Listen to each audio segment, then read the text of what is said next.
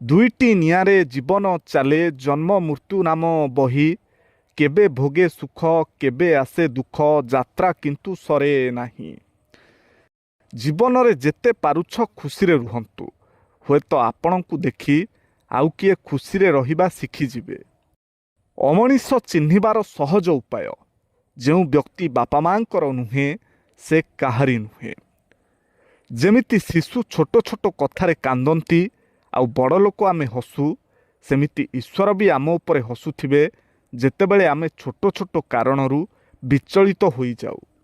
ଧନ ବଳ ନାହିଁ ଜନ ବଳ ନାହିଁ ଯଦି ନାହିଁ ବାହୁ ବଳ। ବୃଥାରେ କଳହ କର ନାହିଁ କେବେ ଅଦିନେ ଆସିବ କାଳ। ଯଦି କୌଣସି କାମରେ ଅସଫଳ ହେଉଛ ତାହେଲେ ସେଥିରୁ ଆଶା ଛାଡ଼ନ୍ତୁ ନାହିଁ। ସଫଳ ହେବା ପର୍ଯ୍ୟନ୍ତ ଚେଷ୍ଟା ଜାରି ରଖନ୍ତୁ। କାହିଁକି ନା ଅନେକ ସଫଳ ବ୍ୟକ୍ତି କହିଛନ୍ତି ବାରମ୍ବାର ହାରିବା ହେଉଛି ଜିତିବାର ଲକ୍ଷଣ।